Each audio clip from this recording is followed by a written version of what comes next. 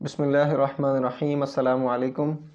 قرآن کا پیغام انسانیت کے نام سیریز کے ساتھ آج ہم ایک نئی نشست میں آپ کی خدمت میں حاضر ہیں۔ ہم نے گزشتہ لیکچر سے الحمدللہ قرآن کا مطلوب انسان جو سر ابو یحییٰ کے منتخب شدہ 23 لیکچرز ہیں ان کا آغاز کیا تھا۔ آج اسی سلسلے کی گھڑی ہے کہ الحمدللہ ہم دوسرے لیکچر کے سلسلے میں آپ کے سامنے حاضر ہیں۔ تو پہلا لیکچر جو تھا اس میں قرآن کا مطلوب انسان جو سر ابو یحییٰ نے اس کو ترتیب دی، اس کے مطابق ہم نے ایمانیات کا تذکرہ کیا تھا جو سورہ بقرہ کی پہلی 5 آیات تھیں۔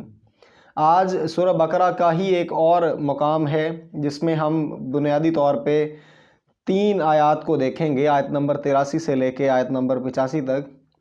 لیکن ان آیات کو بیان کرنے سے پہلے چند باتیں سورہ بقرہ کے اعتبار سے حوالے سے کہ سورہ بقرہ کا بڑا عنوان جو ہے وہ بنی اسرائیل ہیں، لیکن اللہ رب العزت نے بنی اسرائیل کو مخاطب جو ہے وہ آیت نمبر 40 میں کیا ہے، یعنی پہلی 39 آیات جو ہیں وہ ایسے سمجھ لیں جیسے تمہیدی طور پر بیان کی گئیں، اور آیت نمبر 40 میں ڈائریکٹ جب اللہ نے ان کو خطاب کیا تو فرمایا یا بنی اسرائیل اذکروا نعمتی التی انعمت علیکم، یعنی اے بنی اسرائیل یاد کرو اللہ کی ان نعمتوں کو جو اس نے تمہیں دیں، یعنی اللہ رب العزت نے ان کو ان نعمتوں کا تذکرہ کیا جو اللہ نے ان کو اس دنیا میں بھیج کر ان کو عطا فرمائیں۔ بنی اسرائیل ایک ایسی قوم تھی کہ جس کو اللہ رب العزت نے بہت نوازا، اور لگ بھگ 80,000 کے قریب انبیاء جو ہیں وہ بنی اسرائیل میں اترے۔ تو بنیادی طور پہ بنی اسرائیل کا یا یہود کا جو اختلاف تھا رسول اللہ صلی اللہ علیہ وسلم سے وہ یہی تھا کہ سارے کے سارے نبی جو ہیں وہ تو بنیادی طور پہ بنی اسرائیل میں آ رہے تھے، لیکن رسول اللہ صلی اللہ علیہ وسلم جو ہیں وہ بنی اسماعیل میں تشریف لائے۔ تو یہ ایک بنیادی اختلاف اور ایک بنیادی جھگڑا تھا کہ نبی جو ہیں وہ تو سارے کے سارے بنی اسرائیل میں آتے ہیں، تو آپ صلی اللہ علیہ وسلم بنی اسماعیل میں کیسے تشریف لائے؟ یعنی نبوت جو ہے یہ تو اللہ کا فضل ہے، ذالک فضل اللہ یؤتی من یشاء، اللہ جس کو چاہے اپنا فضل عطا فرما دے، لیکن ان کا یہ ایک عجیب قسم کی ان کی منطق تھی کہ نبوت جو تھی وہ تو ہمارا حق تھا، یا جو آخری نبی تشریف لانے تھے وہ ہم میں سے تھے۔ لیکن بنیادی طور پہ جب نبوت کے سلسلے کو اللہ نے بنی اسرائیل میں سے لے کے بنی اسماعیل میں منتقل کیا تو سمجھ لیں اللہ رب العزت نے ان کا تذکرہ کیا سورہ بقرہ میں تفصیل کے ساتھ کہ ان کو امامت کے منصب سے فارغ کیا جا رہا ہے، اور امامت کے منصب سے فارغ کرتے ہوئے اللہ نے بنیادی طور پہ ان کی وہ جو جرائم تھے یا جن وجوہات کی بنیاد پہ اللہ نے ان کو فارغ کیا، اللہ ان کا تذکرہ کر رہے ہیں۔ تو اس آیت میں بنیادی طور پہ آج جو ہم جن آیات کا تذکرہ کریں گے آیت نمبر 83 سے لے کے 85 تک، ان آیات میں انہی باتوں کا تذکرہ ہے کہ جن کا وعدہ اللہ رب العزت نے بنی اسرائیل سے لیا تھا، اور وہ عہد ایک پوری کی پوری الگ سے پوری تفصیل موجود ہے، لیکن اس کا یہاں پہ اب وقت نہیں۔ ہم ان آیات کا آغاز کرتے ہیں۔ بسم اللہ الرحمن الرحیم۔ اللہ فرماتے ہیں وَإِذْ أَخَذْنَا مِيثَاقَ بَنِي إِسْرَائِيلَ، اور جب ہم نے بنی اسرائیل سے عہد لیا لا تعبدون الا اللہ، کہ تم اللہ کے سوا کسی اور کی عبادت نہیں کرو گے، وبالوالدین احسانا، اور والدین سے حسن سلوک کرو گے، وذی القربى، اور قرابت داروں کے ساتھ، والیتامى، اور یتیموں کے ساتھ، والمساکین، اور مسکینوں کے ساتھ، وقولوا للناس حسنا، اور ہمیشہ بھلی بات کرو گے، واقیموا الصلاۃ، اور نماز کو قائم کرو گے، وآتوا الزکوٰۃ، اور زکوٰۃ کو ادا کرو گے، ثم تولیتم، تو پھر تم پھر گئے، الا قلیلا، مگر بہت تھوڑوں کے سوا، منکم وانتم معرضون، اور تم اقرار کر کے اس سے ہٹ جانے والے یا پھر جانے والے لوگ تھے۔ اب اس آیت میں بنیادی طور پہ اللہ رب العزت نے اس وعدے کا تذکرہ کیا کہ جس میں اللہ نے سب سے پہلی چیز جو بیان فرمائی وہ یہ تھی کہ اللہ رب العزت نے ان سے وعدہ لیا تھا کہ یہ شرک نہیں کریں گے، یعنی اللہ کی عبادت کرنا یہ بنیادی حق ہے، توحید پر قائم رہنا یہ بنیاد ہے دین کی، گویا کہ دین اسلام کا مرکزی خیال جو ہے وہ توحید ہے، اور اللہ رب العزت نے اس عنوان کو سب سے زیادہ بیان کیا ہے۔ ہمارا المیہ یہ ہے کہ ہم توحید کی بجائے بہت ساری اور چیزوں میں بہت زیادہ رجحان رکھتے ہیں، لیکن توحید کے اس تصور کو جو ہمارے سامنے زیادہ اچھے طریقے سے پیش کرنے کی کوشش کرے یا قرآن کے مطابق جو توحید کے تصور کو پیش کرے، ہم اس پہ بھی فتوے لگانا شروع کر دیتے ہیں۔ سو یہ اصل معاملہ کیا ہے؟ یہ قرآن سے دوری ہے۔ تو قرآن میں اللہ رب العزت نے اس وعدے کا ذکر کیا کہ بنی اسرائیل ہم نے تم سے عہد لیا تھا، کس بات کا؟ لا تعبدون الا اللہ، اللہ کے سوا کسی کی عبادت نہیں۔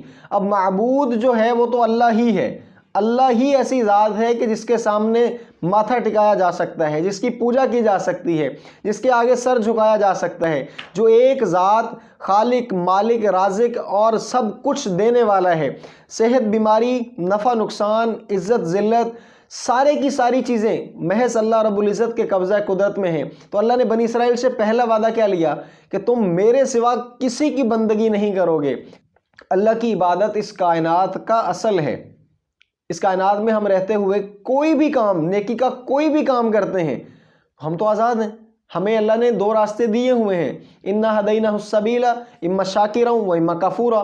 ہم اپنی مرضی کر سکتے ہیں کہ ہم چاہے تو شکر گزار بن جائیں، چاہے تو ناشکرے ہو جائیں، لیکن ہم شکر گزاری کا کوئی بھی پہلو اپنائیں تو اس کے پیچھے ایک لفظ، صرف ایک چیز آتی ہے، اور وہ چیز ہے کہ ہم اللہ کے بندے ہیں۔ ہمیں یہ بندگی مجبور کرتی ہے کہ ہم اللہ کے سامنے جھک جائیں، ہم اللہ ہی کی عبادت کریں۔ اگر ہم آزاد ہوں تو پھر ہم عبادت کیوں کریں، یا پھر ہم نیکیوں کی طرف اپنے نفس کو دھکیل کر کیوں لائیں؟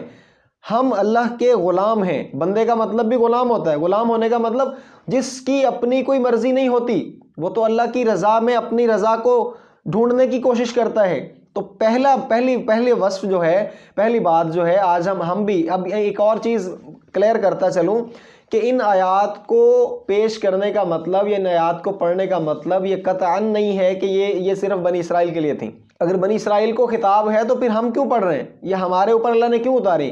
بنی اسرائیل سے خطاب ضرور ہے، لیکن سبق ہمارے لیے بھی ہے کہ اللہ نے ان سے وعدہ لیا تھا کس چیز کا، کہ وہ اللہ کے سوا کسی کی بندگی نہ کریں، اور یہ بنیاد ہے۔ اگر ہم توحید پہ پختہ ہو گئے تو بعد کے سارے اعمال اسی پر منحصر ہیں۔ اب یہ پہلی بات۔ اب دوسرے نمبر پہ فرمایا وبالوالدین احسانا، والدین سے حسن سلوک کرنا۔ اب دیکھیں، والدین سے حسن سلوک جو ہے حقوق العباد کا سب سے بڑا حق جو ہے، حقوق العباد میں جس کو اولین ترجیح دی جاتی ہے وہ والدین سے حسن سلوک ہے۔ کیا مطلب؟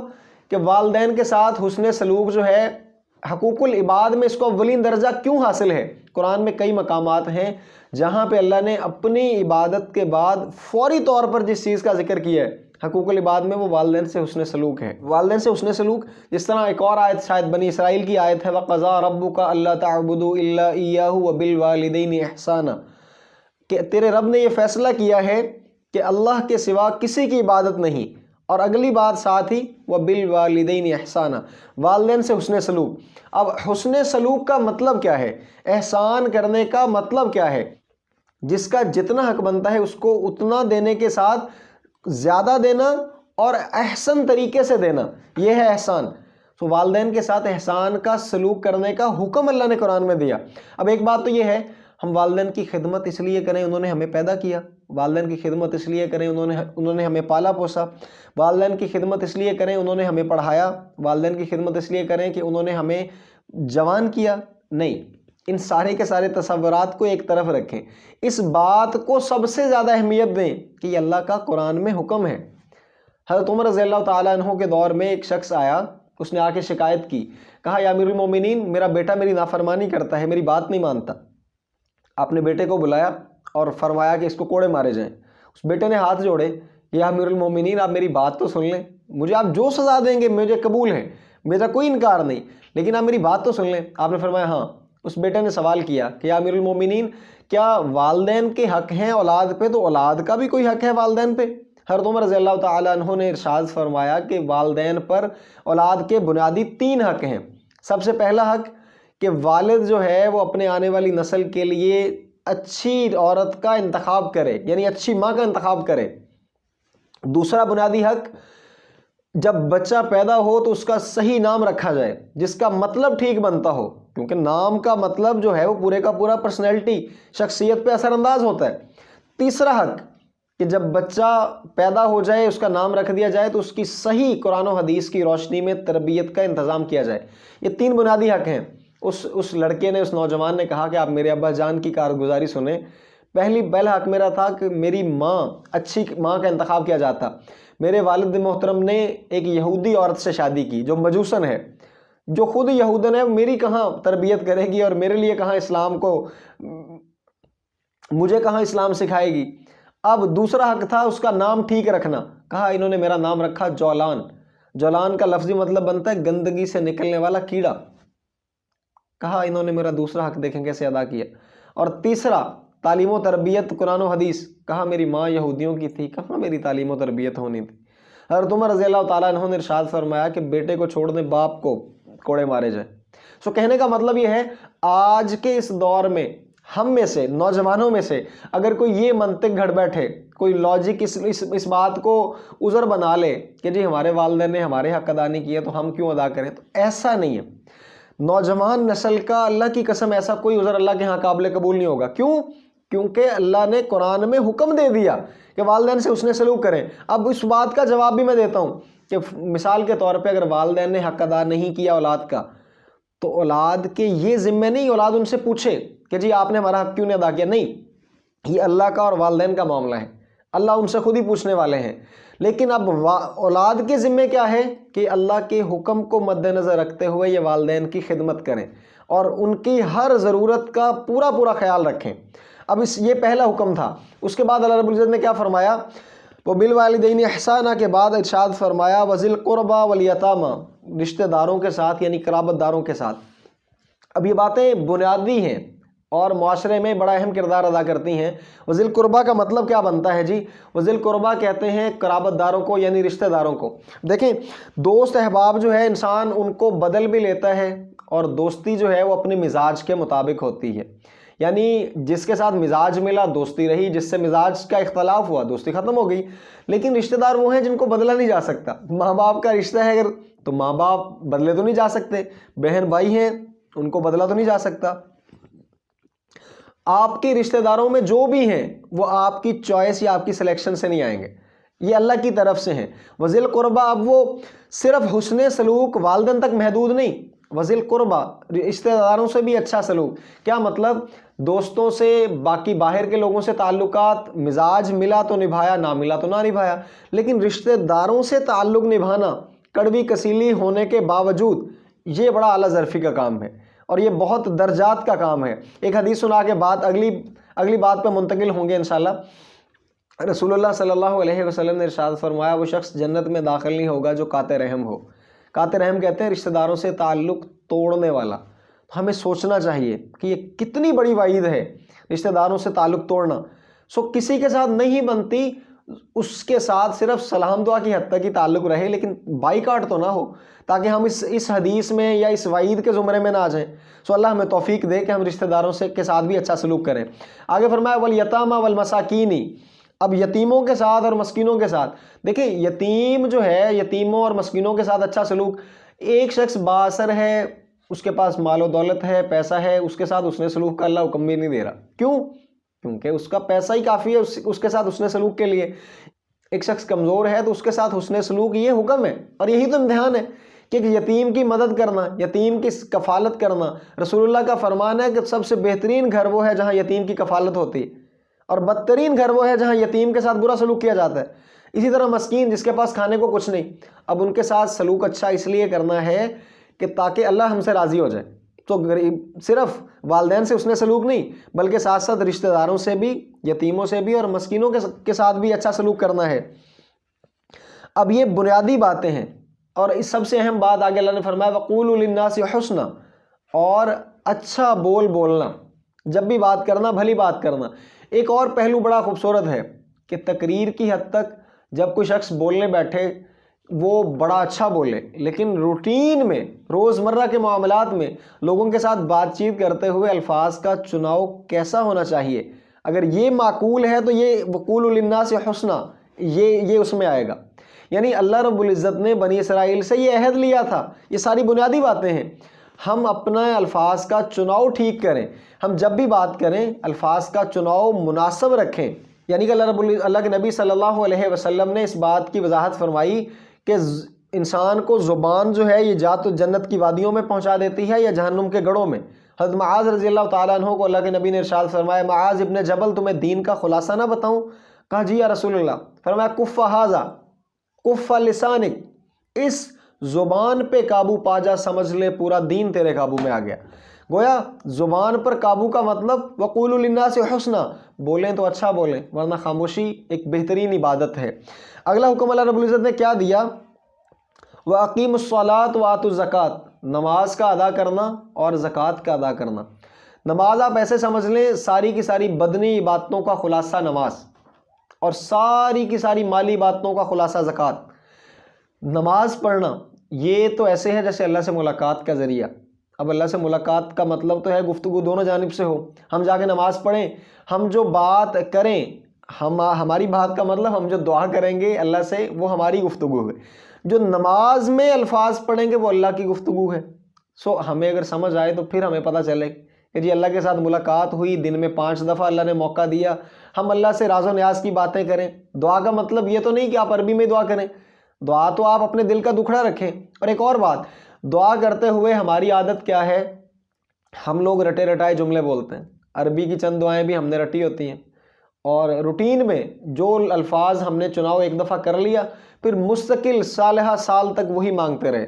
تو یہ ایسے ہے کہ جیسے ہم نے رٹا لگایا ہوا ایک چیز کو اور اسی کو پیش کیا جا رہا ہے۔ دعا کا مطلب تو ہے نا اللہ کے سامنے اپنی کیفیت کو رکھنا، اپنے آپ کو پیش کرنا، اپنے معاملات کو اللہ سے ڈسکس کرنا، اللہ سے ان کا حل مانگنا۔ تو دعا، اب اللہ نے عبادت کے لیے ہمیں اگر نماز جیسی دولت سے نوازا، اس کا مطلب یہ تھا یہ اللہ سے لینے کا ذریعہ تھا۔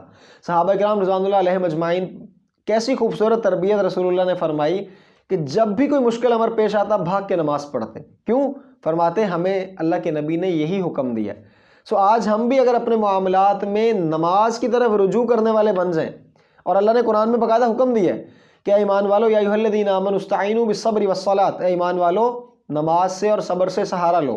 سو یہاں بنی اسرائیل کے صحت میں بھی بنیادی بات سب سے پہلی اللہ نے منع فرمایا کہ شرک سے بچو، والدین سے حسن سلوک کرو، قرابت داروں سے اچھا سلوک کرو، یتیموں کے ساتھ بھلے اس طریقے سے پیش آؤ، مسکینوں کے ساتھ اچھا سلوک کرو۔ اور پھر اس کے بعد جب یہ بنیادی حقوق العباد ادا ہوئے، اس کے بعد پھر دوبارہ سے اللہ نے حقوق اللہ کی طرف رخ موڑا، یعنی نماز کی ادائیگی کو اہم قرار دیا۔ اور پھر زکوٰۃ، اچھا زکوٰۃ بڑا اہم عنوان ہے۔ زکوٰۃ ہے اپنے مال میں سے اللہ کے راستے میں دینا۔ ایک تو ہے پیچھے بھی ہم گزر چکا، پچھلے لیکچر میں ہم نے پڑھا وَمِمَّا رَزَقْنَاهُمْ يُنْفِقُونَ، جو اللہ نے ہم نے انہیں رزق دیا وہ اس میں سے خرچ کرتے ہیں۔ دیکھیں نماز پڑھنا آسان کام، آسان سے مراد کہ نماز پڑھنے میں نہ اتنی دقت نہ اتنا وقت، لیکن جب مال جاتا ہے تب جان نکلتی ہے۔ مال کو جس نے اللہ کے لیے خرچ کر دیا تو پھر اس نے ثابت کیا کہ میں یا اللہ تیرا بندہ ہوں۔ یعنی مال ایک ایسی چیز ہے، میں اکثر مثال دیا کرتا ہوں کہ ایک شخص آپ کے ساتھ بڑی محبت کرتا ہے یا آپ کا اس کے ساتھ بڑی اچھی انڈرسٹینڈنگ ہے، مطلب ساری چیزیں، لیکن ہوتا کیا ہے جی، آپ 2 لوگ اکٹھے بیٹھے، آپ کے دوست نے جیب سے پیسے نکالے، ان پیسوں کو کاؤنٹ کر رہے ہیں، آپ جھٹکے سے اس کے ہاتھ سے چھینے سارے پیسے اپنی جیب میں ڈال لیں، کہیں یار ہمارا اتنا تعلق ہے بس یہ پیسے میرے ہوئے، تو پھر آپ اس کا ظرف حوصلہ آپ دیکھیں گے پریکٹیکلی وہ آپ کے ساتھ پھر کیا کرتا ہے۔ چیزیں ہیں نا جی، مال جو ہے وہ پوری اس میں جان ہوتی ہے بندے کی، اس میں پورے کا پورا لالچ چھپا ہوتا ہے، اس میں پورے کی پوری انسان کی دولت کے ساتھ محبت ہوتی ہے۔ اس مال کو اللہ کے لیے دینا، انسان یہ ثابت کرتا ہے یا اللہ مال اہم نہیں، تو میرے لیے اہم ہے، تیرے سے میری محبت ہے، میں تیرا بندہ ہوں، مال دینے کو دل نہیں کرتا لیکن میں دوں گا یہ ثابت کرنے کے لیے کہ تو میرا خالق ہے، میں تیرا بندہ ہوں۔ سو مال دینا یہ ایک بڑی صفت ہے۔ تو زکوٰۃ اللہ رب العزت ہمیں توفیق دے جی۔ لیکن آگے اللہ نے بری خصلت کیا بیان کیا؟ اب یہ ساری کی ساری چیزیں میں نے کھول کے اس لیے رکھی کہ یہ ہمیں سیکھنا چاہیے کہ یہ بنی اسرائیل کے عہد میں کون سی چیزیں تھیں جو بڑی اہم تھیں، لیکن انہوں نے کیا کیا؟ اللہ فرماتے ثم تولیتم، تو پھر تم پھر گئے، الا قلیلا، مگر بہت تھوڑے، یعنی تھوڑے سے بچے، باقی سارے کے سارے پھر گئے، یعنی انہوں نے اس وعدے کو پورا نہیں کیا۔ وَأَنْتُمْ مُعْرِضُونَ، اور سارے کے سارے وہ لوگ تھے جو اقرار سے ہٹ جانے والے لوگ تھے۔ اب ان کا نتیجہ کیا نکلا یا اس کا انجام کیا ہوا؟ اگلی آیت میں اللہ رب العزت نے اس بات کو بیان کیا، وَإِذْ أَخَذْنَا مِيثَاقَكُمْ، اور جب ہم نے تم سے عہد لیا، لَا تَسْفِكُونَ دِمَاءَكُمْ، کہ تم اپنوں کا خون نہیں بہاؤ گے، وَلَا تُخْرِجُونَ أَنفُسَكُمْ، اور تم ان کو باہر نہیں نکالو گے یا خارج نہیں کرو گے، مِن دِيَارِكُمْ، ان کے گھروں سے، ثُمَّ أَقْرَرْتُمْ، تم نے اقرار کیا، وَأَنْتُمْ تَشْهَدُونَ، اور تم نے گواہی دی یا تم گواہ رہے۔ اب یہ آیت نمبر 84 ہے، اس میں تذکرہ ہے بنیادی طور پہ کہ اللہ نے تم سے وعدہ لیا کہ تم ان لوگوں کو گھروں سے نہیں نکالو گے یا ان کا خون نہیں بہاؤ گے۔ اب اس میں بنیادی طور پہ تذکرہ اللہ نے کیا ہے کس بات کا؟ کہ اس دور میں یہودی قبائل تھے مدینہ میں، اوس اور خزرج کچھ قبائل تھے، اسی طرح سے بنو نذیر، بنو قینقاع اور بنو قریظہ، تو ان میں آپس میں کمبینیشن تھا کہ یہ ایک دوسرے کا، بنو قریظہ، بنو نذیر اور بنو قینقاع میں سے کوئی ایک یا 2 ساتھ ہو گئے، اوس کے اور کچھ خزرج کے، اور ان کی آپس میں جنگیں اور لڑائیاں رہتی تھیں۔ اللہ نے ان جنگوں اور لڑائیوں کا تذکرہ کیا اور فرمایا کہ تم آپس میں ایک دوسرے کا خون نہ بہاؤ، آپس میں تمہاری رشتہ داریاں ہیں، تم آپس میں ایک دوسرے کے قریبی ہو، آپس میں تم ایک دوسرے کا خون نہ بہاؤ۔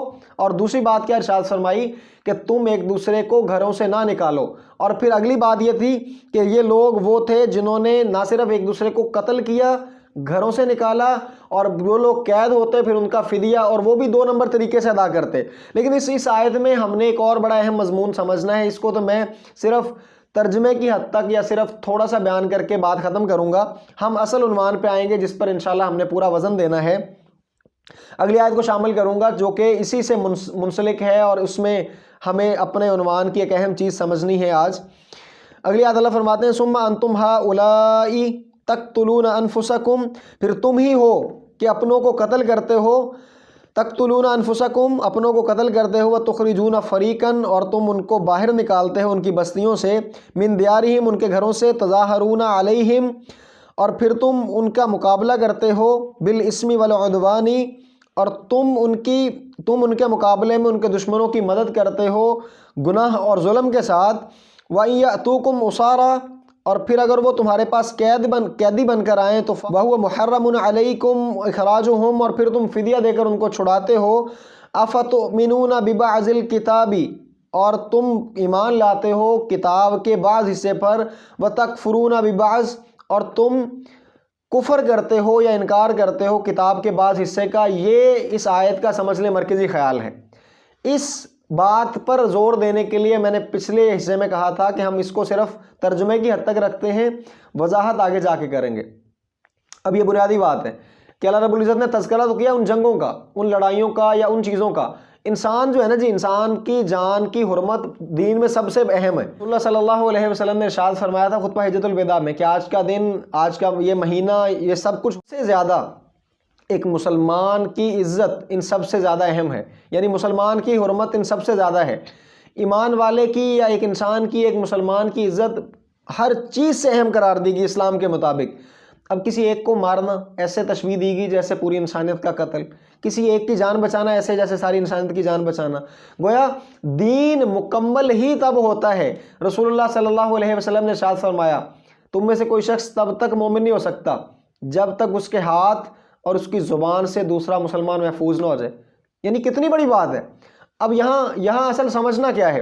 اللہ نے تذکرہ کیا بنی اسرائیل کا، افتؤمنون ببعض الکتاب وتکفرون ببعض، تم کتاب کے کچھ حصے کو مانتے ہو کچھ کو چھوڑ دیتے ہو۔ کیا مطلب یہ ہوا کہ جو چیز سمجھ میں آتی ہے کہ ماننی آسان ہے اس کو مان لیا، اور جہاں اپنے نفس نے ملامت کی، اپنے نفس نے کہا کہ نہیں یہ مشکل ہے، اس کو چھوڑ دیا۔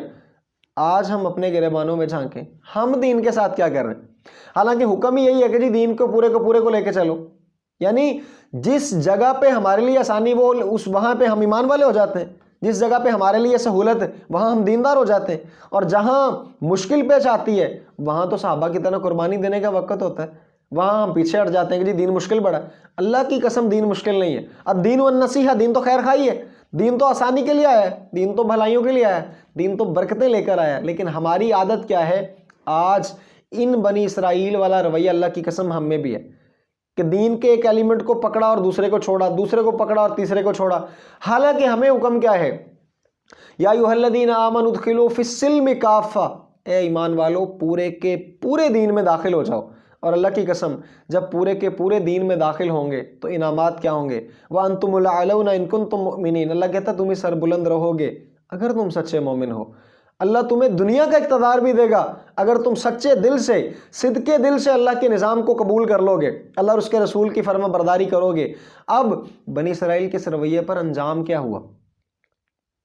بنی اسرائیل نے اگر نہیں مانی یا کچھ کو مانا اور کچھ کو چھوڑا، نتیجہ کیا نکلا؟ آیت کا اگلا حصہ بہت اہم ہے۔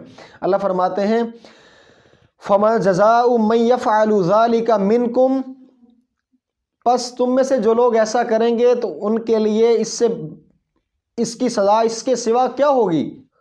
إِلَّا خِزْيٌ فِي الْحَيَاةِ الدُّنْيَا، کہ ان کو ہم دنیا میں رسوا کریں گے، وَيَوْمَ الْقِيَامَةِ يُرَدُّونَ إِلَىٰ شَدِّ الْعَذَابِ، اور آخرت میں ان کو شدید عذاب دیں گے۔ وَمَا اللَّهُ بِغَافِلٍ عَمَّا تَعْمَلُونَ، اور جو تم کر رہے ہو اللہ ان سے غافل نہیں۔ اب آج ہمیں بھی سوچنا ہے اگر بنی اسرائیل کو خطاب ہے تو ہماری کوئی اللہ سے رشتہ داری نہیں ہے، ہم بھی اسی حکم کے زمرے میں آتے ہیں کہ وہ لوگ اگر انہوں نے کچھ حصے کو مانا اور کچھ کو چھوڑا، اللہ نے کیا فرمایا، اللہ خزی فی الحیات الدنیا، ہم دنیا کی زندگی میں ان کو ذلیل و رسوا کریں گے۔ بنی اسرائیل کا حال آپ دیکھ لیں، یہود دنیا میں جہاں پہ اللہ کی قسم ذلیل و رسوا ہو رہے ہیں، اور وجہ پیچھے کیا ہے؟ صرف یہی کہ کچھ کو مانا کچھ کو چھوڑا۔ آج مسلمان ہم کس طرز عمل پہ ہیں؟ پوری دنیا میں آپ دیکھیں 150 کروڑ سے زیادہ ہیں ہم، لیکن ہم کیوں ذلیل ہو رہے ہیں؟ کیوں پس رہے ہیں؟ کیوں جگہ جگہ پہ ٹھوکریں کھا رہے ہیں؟ وجہ بنیادی یہی ہے۔ اور اس وجہ سے اگر اللہ نے بنی اسرائیل کو کہا کہ ہم دنیا میں تم پہ عذاب مسلط کریں گے یا دنیا میں تمہیں ذلیل کریں گے، تو ہمارے ساتھ اللہ کی کوئی رشتہ داری نہیں۔ آج سمجھنا اسی بات کو ہے کہ اگر ہم چاہتے ہیں کہ اللہ رب العزت ہمیں عزتیں دے، ہمیں دنیا میں اقتدار دے، ہمیں دنیا میں بھلائیاں دے، اللہ کی قسم اللہ کا نظام ہے، جو لوگ اللہ اور اس کے رسول کی پوری مان کے چلیں گے، اللہ کا نظام ان کے ساتھ ہو جائے گا۔ تو آج کی ان آیات میں بنی اسرائیل کے ساتھ اس کیے گئے عہد کا تذکرہ تھا جو اللہ نے ان سے کیا، لیکن انہوں نے اس عہد کو نہیں مانا اور ٹھکرایا۔ اس کا نتیجہ کیا نکلا کہ اللہ رب العزت نے ان کو امامت کے منصب سے فارغ کیا اور ان پر قرارداد جرم عائد کی، کیونکہ وہ لوگ ان صفات سے انحراف کر گئے جو صفات اللہ رب العزت نے ان میں رکھی تھیں یا جن کا اللہ نے وعدہ لیا تھا۔ آج ہم بھی اگر ایسے وعدوں سے انحراف کریں گے تو ذلت و رسوائی ہمارا بھی مقدر بن جائے گی۔ دعا ہے کہ اللہ رب العزت ہمیں قرآن کو سمجھنے اور دوسروں تک پہنچانے کا ذریعہ بنائے۔ آئندہ انشاءاللہ تیسرے لیکچر کے ساتھ دوبارہ حاضر ہوں گے، تب تک کے لیے السلام علیکم ورحمۃ اللہ وبرکاتہ۔